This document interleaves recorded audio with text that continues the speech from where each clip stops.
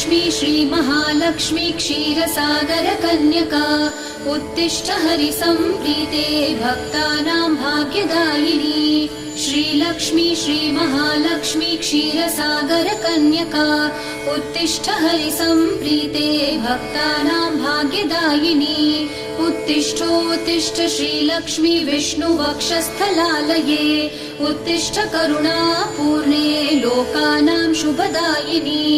उत्तिष्ठोत्तिष्ठ श्रीलक्ष्मी विष्णुवक्षस्थलालये उत्तिष्ठ करुणापूर्णे लोकानां शुभदायिनी।